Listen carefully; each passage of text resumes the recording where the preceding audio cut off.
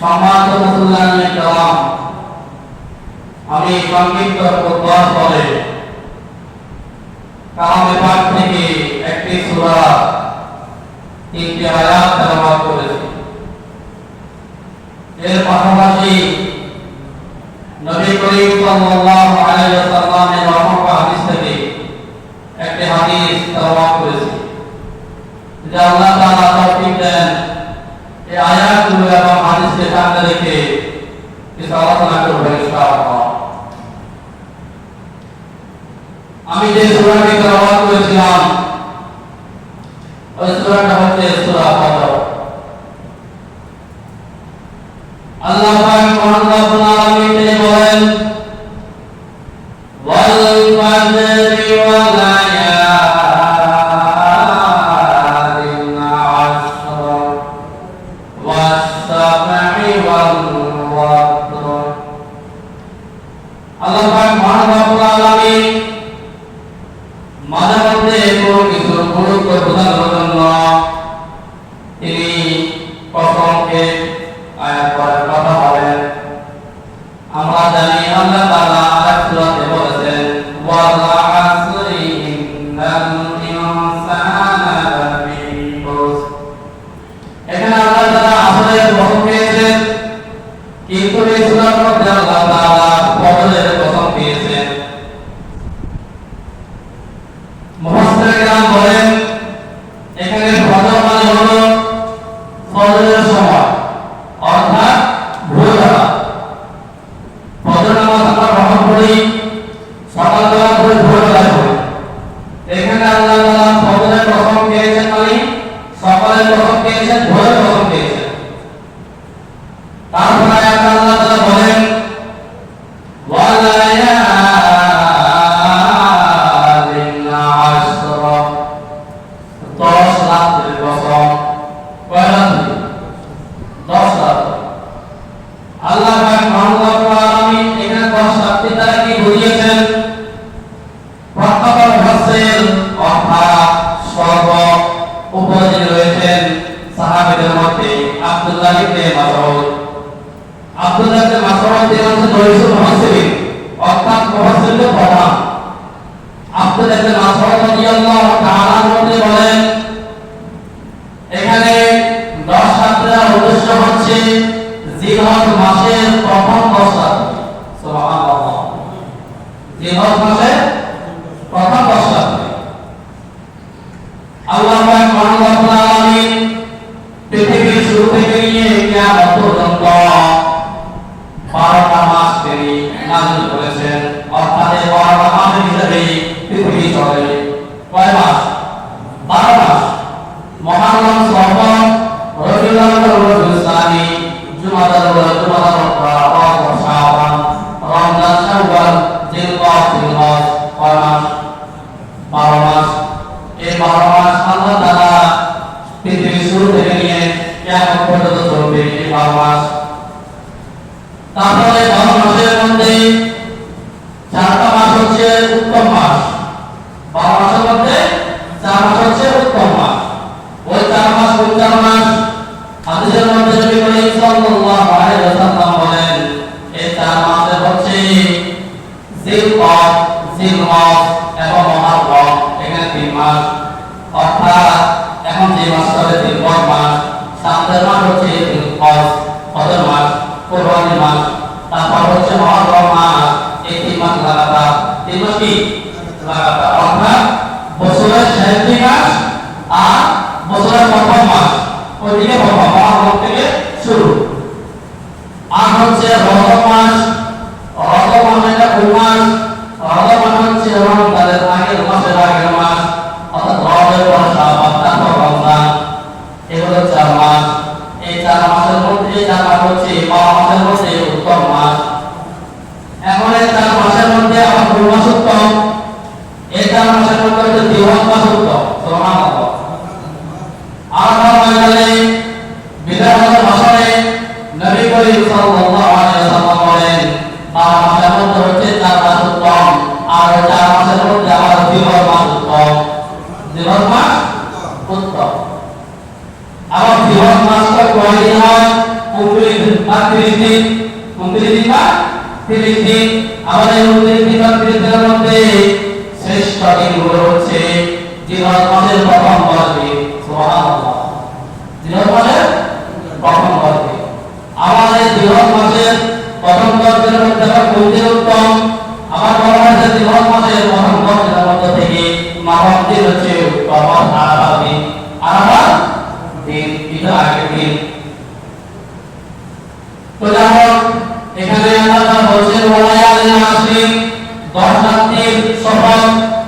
এই 10 রাত্রি আল্লাহর নিকট কত প্রিয়।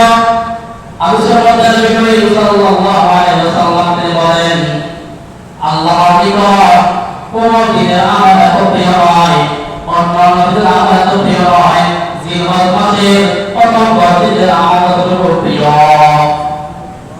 আর হাদিসে নবী করিম সাল্লাল্লাহু আলাইহি ওয়াসাল্লাম তিনি বলেন জিলহজ মাসের এক একটা রাত 10টা, এক একটা রাত হচ্ছে শবে কদরের সমান। সুবহানাল্লাহ। শবে কদর কি? কদর হচ্ছে লাইলাতুল কদরি খায়রুম মিন আলফি শাহর। শবে কদর হচ্ছে 1000 মাসের চেয়েও উত্তম মাস, ঠিক কিনা? তাহলে বুঝেন এখানে 10 দিন আমরা কি পেয়ে গেলাম, শবে কদর সমান আমরা মাত্র 10 দিন পেয়ে গেলাম, ঠিক কিনা? তাহলে বোঝা গেল যে ব্যক্তি এই 10 রাত একটা কথা আমল করে তাহলে সে শবে কদরের আমলে সওয়াব পাবে, ঠিক কিনা? তারপরে শুধু তাই নয়, নবী করিম সাল্লাল্লাহু আলাইহি ওয়াসাল্লাম তাআলা কাছে বলেন এই 10 দিনের মধ্যে দশম দিন হচ্ছে ঈদুল আযহা। দশম দিন কি? ঈদুল আযহা। ওই দিন সর্বোত্তম আমল হচ্ছে পশু কোরবানি করা, ঠিক কিনা? তারপর নবম দিন হচ্ছে আরাফা দিন। নবী করিম সাল্লাল্লাহু আলাইহি ওয়াসাল্লাম বলেন প্রথম যে 8 দিন রয়েছে 1 তারিখ থেকে নিয়ে 8 তারিখ পর্যন্ত, এই যে 8 দিন রয়েছে এই 8 দিনে যে ব্যক্তি রোজা রাখবে এক এক দিনের রোজা 1 বছরের রোজার সমান। সুবহানাল্লাহ। অর্থাৎ এই 1 তারিখ থেকে নিয়ে 8 তারিখ পর্যন্ত যে ব্যক্তি একটা রোজা রাখবে, একটা রোজা রাখবে, যদি 8 টা রাখে তাহলে 8 বছরের সমান। 8 বছর রাখতে সওয়াব, তাহলে আমার মাসে সওয়াব হবে। আর যদি কেউ একটা রোজা রাখে তাহলে তার একটা রোজার সমান হবে 1 বছর রোজা রাখলে যে সওয়াব, তার আমার মাসে সওয়াব দান করে দিবেন। সুবহানাল্লাহ। তারপরে নবী করিম সাল্লাল্লাহু আলাইহি ওয়াসাল্লাম বলেন এক দিন তো গেল, নবম দিন হচ্ছে আরাফা দিন। নবম দিন কি? আরাফা দিন। এই নবম দিনের মধ্যে শ্রেষ্ঠ দিন আল্লাহ জমিনে আর নাই। আল্লাহ কি আর নাই। মাঝে একটা কথা বলি, সেটা হচ্ছে একটাকে বলছিলাম 4 মাস উত্তম মাস। 4 মাস কি উত্তম মাস? রজব, জিলকদ, জিলহজ, মুহররম। এখন প্রশ্ন হতে পারে তাহলে রমজান মাস হইল, রমজান মাস হইল কোনটা হচ্ছে সোনার সভাটা নুরুল আমালু, কোনটা এটা ভিন্ন, ওটা ক্রিয়েটিভ, এটা এখানে ওটাকে বলা হয় না, ওটা ক্রিয়েটিভ। তো যাও এই নবম দিন আরাফা দিন নবী করিম সাল্লাল্লাহু আলাইহি ওয়াসাল্লাম তিনি বলেন আন আবি কাতাদা রাদিয়াল্লাহু তাআলা আনহু আন্না নবী সাল্লাল্লাহু আলাইহি ওয়াসাল্লাম قال صيام يوم عرفة إني أحتسب على الله أن يكفر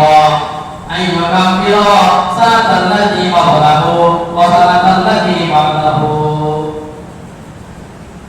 নবী করিম সাল্লাল্লাহু আলাইহি ওয়াসাল্লাম তিনি বলেন আরাফার দিন হচ্ছে এমন দিন যে ব্যক্তি আরাফার দিনে রোজা রাখবে আল্লাহ তাআলা বলেন আমি ইন্নী আহতাসিবু আলাল্লাহ। নবী সাল্লাল্লাহু আলাইহি বলেন আমি আল্লাহর প্রতি আশা রাখি, আমি আল্লাহর প্রতি আশা রাখি আইয়ুকাফিরা সানাতাল্লাযী ক্বাবলাহু, আল্লাহ তাআলা তার পূর্বের 1 বছরের গুনাহ ক্ষমা করে দিবেন। সুবহানাল্লাহ। ওয়া সানাতাল্লাযী বা'দাহু, এবং পরবর্তী 1 বছরের গুনাহ কি করে দিবেন, ক্ষমা করে দিবেন। সুবহানাল্লাহ। তাহলে 2 বছর কি গুনাহ মাফ। কোন দিন রোজা রাখলে? আরাফার দিন রোজা রাখলে। যদি আমরা পারি আমরা 1 তারিখ থেকে নিয়ে শুরু করে রোজা রাখবো। আর যদি আমরা এটাও না পারি, অন্তত আমরা আরাফাত দিতে রাখবো, রোজা রাখবো। আরাফাত রোজা রাখলে আমার বিগত 1 বছরের গুনাহ মাফ হয়ে যাবে, আবার পরবর্তী 1 বছরের গুনাহ কি হয়ে যাবে, মাফ হয়ে যাবে। আর এটি হচ্ছে সর্বশ্রেষ্ঠ দিন। পুরা বছরের মধ্যে 360 দিনের মধ্যে ওই দিন হচ্ছে সর্বশ্রেষ্ঠ দিন। ওই কি সর্বশ্রেষ্ঠ দিন? হাদিসের মধ্যে বলা হয়েছে, নবী করিম সাল্লাল্লাহু আলাইহি ওয়াসাল্লাম তিনি বলেন, এই আরাফাত দিনে, আরাফাত রাতে, ওই রাতে আল্লাহ তাআলা প্রথম আসমানে অর্থাৎ দুনিয়ার আসমানে তিনি চলে আসেন। কোন আসমানে? দুনিয়ার আসমান অর্থাৎ প্রথম আসমান, যে আসমানটা চোখে দেখা যায় কি না, প্রথম আসমানে তিনি চলে আসেন। আসার পর তিনি দেখেন যে আরাফাত ময়দানে যারা হাজির হয়ে গেছে তারা সেখানে আছে। আবার যারা এই ইবাদত বন্দী করে বিভিন্ন মসজিদে বিভিন্ন ঘরে, ঠিক কিনা? নবী করিম আল্লাহ তাআলা বলেন, হে আমার ফেরেশতারা, আসমানের যে ফেরেশতাগুলো আছে, হে ফেরেশতারা, তোমরা জমিনে তাকিয়ে দেখো আমার কত বান্দারা আমার দূর দূরান্ত থেকে তারা আমার ঘরে আসছে হজ করার জন্য। দেখো এটা তারা কান্নাকাটি করতেছে আমার নিকট। আবার দেখো অনেক জায়গায়, অনেক মসজিদে মসজিদে, অনেক ঘরে, অনেক পাঞ্জাগান মসজিদে তারা কি করে, আমার ইবাদত বন্দী করে। হে ফেরেশতা, তোমরা সাক্ষী থাকো, এরা কিন্তু আমাকে দেখে নাই এবং এরা জাহান্নামও কি এরা দেখে নাই। এরা আমাকে না দেখিয়ে আমাকে ভয় করে, আমাকে মহব্বত করে ভালোবাসে। একজন তা হজ করতে চলে এসেছে, আবার এরা আমাকে মহব্বত করে ভালোবাসে। আমার রহমতের আশায় এরা বিভিন্ন মসজিদে ইবাদত বন্দী করে। এরা আমাকে আমার রহমতের আশায় এরা কি করে, ইবাদত বন্দী করে। হে ফেরেশতা, তোমরা সাক্ষী রাখো, আমি আমাদের বান্দাদেরকে আমি ক্ষমা করে দিলাম। সুবহানাল্লাহ। শুধু তাই নয়, আল্লাহ তাআলা বলেন, হে ফেরেশতারা, আজকের এই দিনে আমি জাহান্নাম থেকে অনেক মানুষকে মুক্তি করে দেব। সুবহানাল্লাহ। নবী করিম সাল্লাল্লাহু আলাইহি ওয়াসাল্লাম তিনি বলেন, আরাফাত দিন অন্য কোনো দিন আল্লাহ তাআলা এত মানুষকে ক্ষমা করেন না, আবার এত মানুষকে জাহান্নাম থেকে মুক্তিও দেন না। আরাফাত দিন যতগুলো মানুষকে আল্লাহ ক্ষমা করে এবং যতগুলো মানুষকে আল্লাহ জাহান্নাম থেকে মুক্তি দেয়। সুবহানাল্লাহ। প্রিয় মুসলিম کرام, এই হলো নবম দিন শেষ। তারপর হচ্ছে দশম দিন। দশম দিন হচ্ছে কুরবানির দিন। ওই দিন রোজা রাখা যাবে না, ওই দিন রোজা রাখা যাবে না। ওই দিনের বিষয়ে নবী করিম সাল্লাল্লাহু আলাইহি ওয়াসাল্লাম বলেন, হে আমার সাহাবারা, তোমাদের যাদের সামর্থ্য আছে তোমরা কি করবা, পশু কোরবানি করবা, পশু কোরবানি করবা। তখন সাহাবারা বললেন, হে আল্লাহর রাসূল, এক সাহাবী বসে আছে, হে আল্লাহর রাসূল, এমনি কিছু তো আমরা আগে বলবো ইনশাআল্লাহ, আমি তো সঙ্গে বলতেছি। হে আল্লাহর রাসূল, আমার তো কোরবানি দেওয়ার মতো কোনো পশু নাই, এখন আমি কি করব? নবী করিম সাল্লাল্লাহু আলাইহি ওয়াসাল্লাম তিনি বলেন, যেহেতু তোমার কোরবানি দেওয়ার তো সামর্থ্য নাই, তাহলে তুমি ওই গর্তের ভিতরে তুমি নখ, চুল এবং অন্যান্য পশমগুলো কাটিও না। অর্থাৎ কোরবানির দিন তুমি করবা এগুলো কাটবা, তাহলে আল্লাহ তোমাকে হজ করে কোরবানি দেওয়ার সব দিয়ে দেবেন।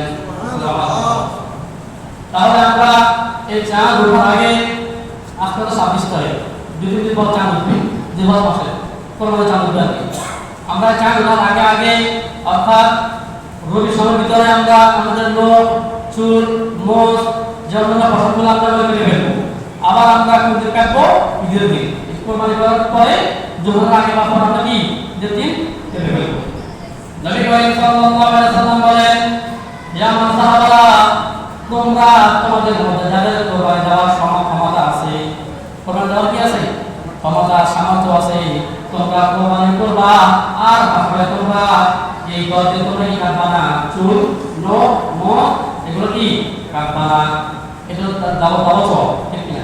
আর যাদের কোরবানি দেওয়ার সামর্থ্য নাই তারা কি করবা? তারা এই 10 দিন, এই 10 দিন তোমরা চুল, নখ, মুখ এগুলো কাটবা না। তোমরা যদি কাটবা তাহলে তোমরা কোরবানি দেওয়ার পরে তোমরা কি পেয়ে যাবে? সওয়াব পেয়ে যাবে।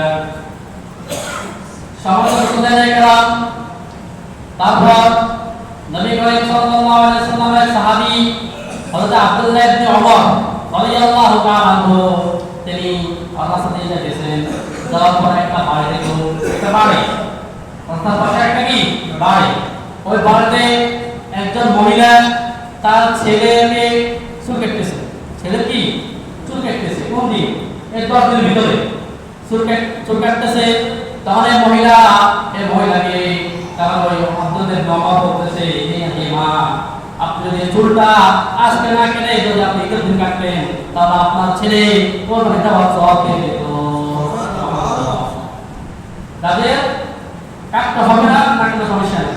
আপনাদের চুল বড় হয়ে গেছে, বড় হয়ে গেছে। আমরা আজকে 26, শনিবার 27, রবিবারে 28, কেমন? আর সোমবার 29। অর্থাৎ আমরা সোমবারে ভিতরে সোমবারে আমরা আসলে আগে কি করে ফেলবো? চুল, নখ, মোষ এবং অন্যান্য কথা কি করবো? ফেলে ফেলবো, ঠিক না? আবার কাটা কোন দিন? ঈদের দিন। কোরবানি হওয়ার পরে আমরা জোহরের আগে বা পরে আমরা কি কাটবো? তাহলে আল্লাহ পাক আমাদেরকে কোরবানি কি দিবেন? সওয়াব দিবেন।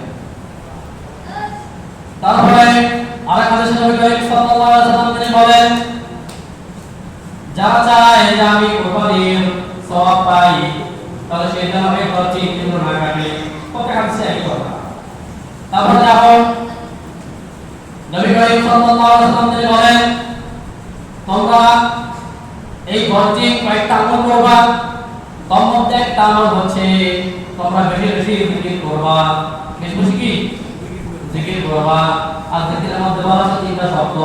একটা শব্দ হচ্ছে লা ইলাহা ইল্লাল্লাহ, লা ইলাহা ইল্লাল্লাহ। আর একটা শব্দ বলা হয়েছে আল্লাহু আকবার, আল্লাহু আকবার। আর একটা শব্দ বলা হয়েছে আলহামদুলিল্লাহ, আলহামদুলিল্লাহ। হাদিসে তিনটা শব্দ আছে, জিকির তো আরো আছে, ঠিক কি না? প্রথম শব্দ কি? লা ইলাহা ইল্লাল্লাহ। আমরা এই 10 দিন বেশি লা ইলাহা ইল্লাল্লাহ পড়ব। হাঁটতে চলতে কিন্তু আমরা লা ইলাহা ইল্লাল্লাহ পড়ব। যারা আমরা ব্যবসায়ী লা ইলাহা ইল্লাল্লাহ পড়ব। যারা দাবি করে লা ইলাহা ইল্লাল্লাহ পড়ব। যারা কাজ করে কাজ করে লা ইলাহা ইল্লাল্লাহ পড়ব। মা বোনেরা রান্না করে লা ইলাহা ইল্লাল্লাহ পড়ব, ঠিক কি না? যারা মা বোনেরা লা ইলাহা ইল্লাল্লাহ পড়ব, হাত কাজ তো হাতে, মুখ তো কি অফ, মুখ আমরা লা ইলাহা ইল্লাল্লাহ পড়ব। তারপর যে শব্দ বলা হয়েছে আল্লাহু আকবার, আল্লাহু আকবার, আল্লাহু আকবার। আমরা শব্দটা পড়ব। তারপরে 3 নম্বর বলা হয়েছে আলহামদুলিল্লাহ, আলহামদুলিল্লাহ, আলহামদুলিল্লাহ। আমরা তিনটা শব্দ, এই তিনটা জিকির আমরা বেশি বেশি কি এই 10 দিনের মধ্যে আমরা করব। তারপর বলা হয়েছে এই 10 দিনে তোমরা বেশি বেশি কোরআন তেলাওয়াত করবা, নফল ইবাদত বন্দেগী করবা। অর্থাৎ সামর্থ্য অনুযায়ী কি করব? নফল ইবাদত বন্দেগী করব। যেহেতু বলা হয়েছে এই 10 রাত্রি সবে বদরের সমান, সেহেতু আমরা অন্তত আমরা 2-4 টাকা আমরা নফল নামাজ পড়ার চেষ্টা করব। আমরা কয়েক মিনিট জিকির করার চেষ্টা করব। আমরা কয়েক মিনিট, কয়েক পৃষ্ঠা, কয়েক পারা কোরআন তেলাওয়াত করার চেষ্টা করব। আমরা কয়েক মিনিট অন্তত বসে বসে আমরা মুরাকাবা করব, ধ্যান করব। কি করব? ধ্যান করব। যদি আপনি অন্তত এক রাত মুরাকাবা করতে পারেন, ধ্যান করতে পারেন, অন্তত আল্লাহকে বলবেন, আর কেউ নাই, নিরিবিলি নীরব, আপনি একা একা বসে বসে শুধু আল্লাহকে বলবেন, কিন্তু সারা দরকার নাই। আল্লাহ আপনি আমাকে রিজিক দেন, আমাকে ধন সম্পত্তি দেন, আমাকে বলে দেন, সেটা দেন, এগুলো বলার দরকার নেই। শুধু এই কথা বলবেন যে আল্লাহ আমাকে হেদায়েত দান করেন, আমাকে না করেন, আমাকে হেদায়েত দান করেন। যে ব্যক্তি হেদায়েত পেয়ে যাবে ওই ব্যক্তির দুনিয়াও জান্নাত, পরকালও কি জান্নাত। সুবহানাল্লাহ। এজন্য নবী সাল্লাল্লাহু আলাইহি ওয়াসাল্লাম বলেছেন তোমরা বেশি বেশি হেদায়েতের দোয়া করো, হেদায়েতের কি দোয়া করো। প্রিয় মুসলমান کرام, তারপর আমরা এই 10 দিনে আমরা বেশি বেশি আমরা দান সদকা করব। বেশি কি করব? দান সদকা করব। সামর্থ্য অনুযায়ী যে যা পারি আমরা দান সদকা করব। কারণ এই 10 দিনের আমল আল্লাহর নিকট অধিক প্রিয়। একটু আগে বলছিলাম অন্য দিনের আমল এত প্রিয় না, এই 10 দিনের আমল আল্লাহর নিকট অধিক প্রিয়, ঠিক কি না?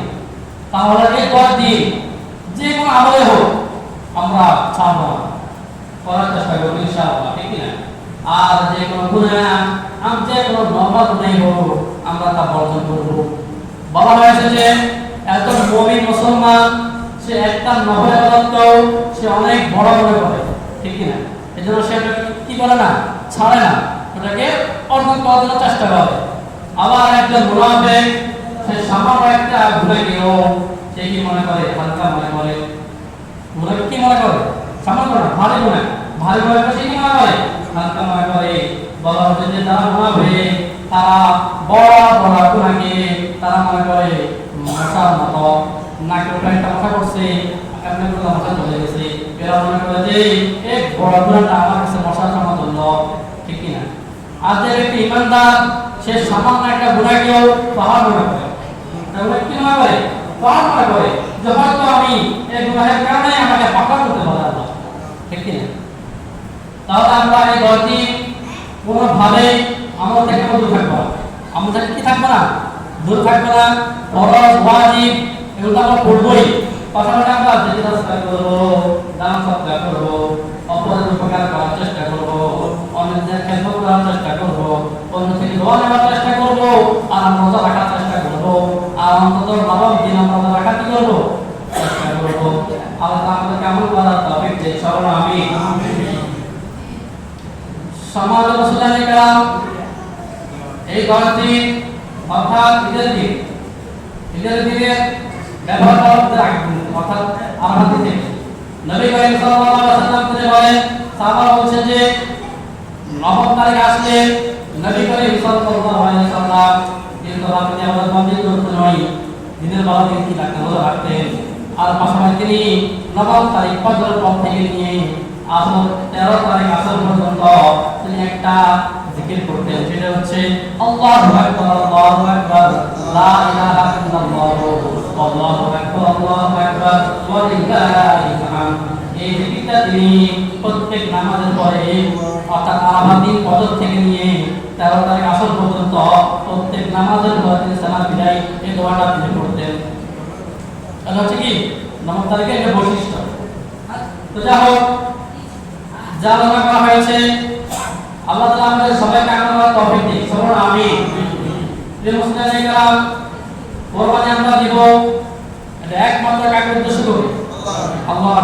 আল্লাহ বলছে ইন্না সালাতি ওয়া নুসুকি ওয়া মাহইয়ায়া ওয়া মামাতি লিল্লাহি রাব্বিল আলামিন।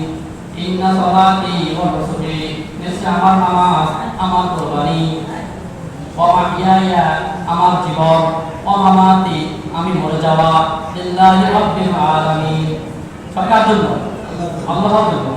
আমরা এখন থেকে যেহেতু আর বেশি দিন নাই, কয়েকদিন মধ্যে আমরা কি কিনবো, পশু কিনবো, ঠিক কিনা? অতএব আমরা পশু টাকা আমরা নিয়তকে খারিজ করবো যে আমি কোরবানি দেব একমাত্র আল্লাহর জন্য। কার জন্য? আল্লাহর জন্য।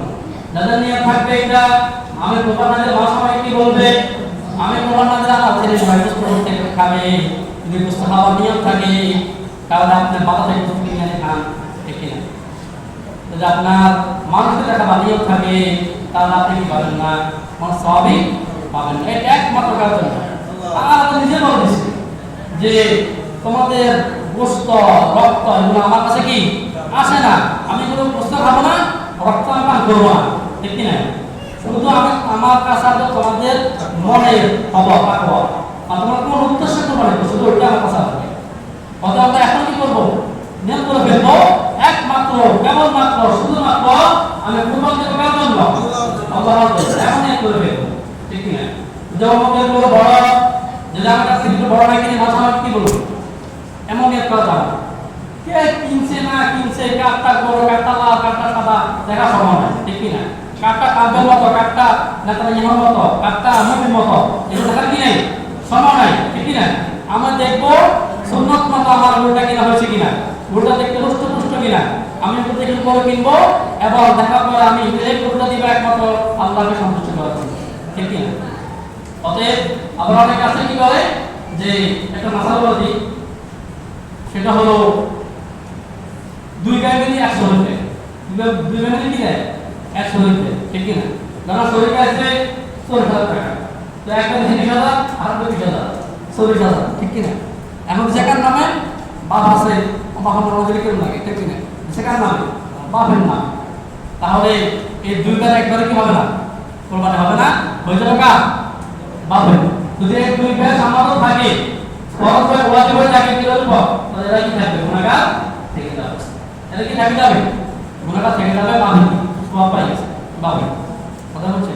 আর যদি এমন হয় যে ওয়াজিব কোরবানি ওয়াজিব হয় নাই, আমি না সওয়াব হচ্ছে আপনি বা খুশি হইছে আপনাকে আল্লাহ জন্য ইবাদত করবে, কোরবানি দিন 100 দিবার কি, তখন না বাইরে মিলি টাকা টাকা দিয়ে 100 দিছে, সেটা হচ্ছে ভিন্ন হিসাব। সেটা কি হিসাব, ভিন্ন হিসাব, ওয়াজিব হয় নাই, দিছে আর কি সওয়াবের নিয়ম সেটা ভিন্ন। কিন্তু ওয়াজিব হয়েছে, ওয়াজিব হওয়ার পরে এই ভাইও কি কোরবানি দেওয়ার ক্ষমতা রাখে, এই ভাইও রাখে, কিন্তু দোনোভাই কি ভাগাভাগি করি, একশো দিছে কার নামে, বাপের নামে। আমার সওয়াব আছে কি বাপের, দোনোভাই কি মানে অনেক পাই না, সওয়াব পাবে না, এটা এটা গুনাহগার থেকে যাবে, গুনাহগার কি থেকে যাবে। আমরা মাথা রাখতে আনবো কেমন, প্রথম কথা হচ্ছে কি যার উপর জাকাত খরচ তার উপর কি কোরবানি কি খরচ। তো জাকাত দেওয়ার শর্ত হচ্ছে 1 বছর তো কত বছর, 1 বছর হতে হবে, ঠিক কি না? আর কোরবানির ক্ষেত্রে মাত্র 3 দিন, 10, 11, 12 এই 3 দিন যদি কারণ দিত, অর্থাৎ জাকাতের যে টাকা, জাকাতের যত টাকা জাকাত খরচ, যত টাকা হলো কি জাকাত খরচ সম্পদ রাখা হতো 55 বা 60 বা 50,000 এমন হবে আর কি। বিশ্বটা চলে বলবো আমার জমাতে টাকা বলতেছি, যদি এমন হয় তাহলে ভিত্তি কি কোরবানি হয়। আর আপনি চিন্তা করেন আপনাদের কত টাকা আছে, আপনার কোরবানি হয় কিনা, যদি হয়ে থাকে তাহলে এখন থেকে গরু কিনেন আল্লাহকে খুশি করার জন্য, আল্লাহ সন্তুষ্টি পাওয়ার জন্য। তারপর যা হোক সেটা একটা হাদিস শেষ করলো, সেটা হচ্ছে সাহাবার মধ্যে হে আল্লাহর রাসূল আপনি তো বলছেন এই 10 রাত্রি আল্লাহর নিকট খুব প্রিয়, খুব প্রিয় এই 10 দিন 10 রাত, তাহলে যে প্রত্যেক আমলের থেকে কি প্রিয়, যে ব্যক্তি যুদ্ধ করে, যে ব্যক্তি করে যুদ্ধ করে ওই ব্যক্তি আমল দেখো কি প্রিয়, কারণ আল্লাহ বলছেন হ্যাঁ ওই ব্যক্তি আমল দেখো কি প্রিয়। তবে যে ব্যক্তি যুদ্ধ করতে গিয়ে সব হারাই ফেলছে, অর্থাৎ সে শহীদ হয়ে গেছে, জান মাল সব শেষ, ওই ব্যক্তিটা ভিন্ন, ওই ব্যক্তিটা কি ভিন্ন। তবে যুদ্ধ করার চেয়েও এই 10 দিন, এই 10 দিনের আমল আল্লাহর নিকট কি অধিক প্রিয়। তো যা হোক আজকে যা আলোচনা হয়েছে আমরা কি বুঝলাম, আমরা বুঝলাম যে জিলহজ মাসের 10 তারিখ হচ্ছে আল্লাহর নিকট কি সবচেয়ে প্রিয়। প্রথম 8 দিন রোজা রাখলে কি হবে, 1 বছরের সওয়াব হবে, মানে 1 বছর বাদে সব সওয়াবটা আমার মধ্যে হবে একই দিন। আর নবম দিন রোজা রাখলে কি হবে, তার বিগত 1 বছর এবং পরবর্তী 1 বছর পরে কি হয়ে যাবে, মাফ হয়ে যাবে, ঠিক কি না? আর 10ম দিন আমরা কি করব, 10ম দিন আমরা কোরবানি করব। কি করব, কোরবানি করব। যারা কোরবানি করতে পারবা তারা আমরা যেটা কি করব না, মোষ চুল আমরা কি কাটবো, ঠিক কি না? তারপর কি বলছিলাম, তারপর বলছিলাম যে এই 10 রাত অর্থাৎ এটা রাখবো আছে, তবে কি এটা রাখবো কি আছে, এই 10 রাত এক একটা রাত সবে বদলের সমতুল্য, সবে বদল কি সমতুল্য। যারা সবে বদল রাত তো আমরা বন্দি করে না, এটা বন্দি করে না, ঠিক কি না? আমরা এই 10 রাত করবো না, অবহেলায় আমরা কাটাবো, অন্তত সামান্য কিছু আমরা বন্দি করবো, অন্তত 5 টাকা আমরা নামাজ পড়বো, যখন জিকির করবো যে লা ইলাহা ইল্লাল্লাহ আল্লাহু আকবার আলহামদুলিল্লাহ চেষ্টা করব, তারপর আমরা নবরে বদলি করব, তারপর আমরা কি করব, দান সৎকার করব, অন্য সৎকার করব, কেমন বর্তমানে কোনো গুনাহ পাওয়া যাবে না। তা সামান্য হতে আমরা কি নাকামল করব। আল্লাহ তাআলা সর্বপ্রথম আমাকে এবং আমাদের সবাইকে আমরা তৌফিক দেন, আমিন। ওয়া তাদাওয়া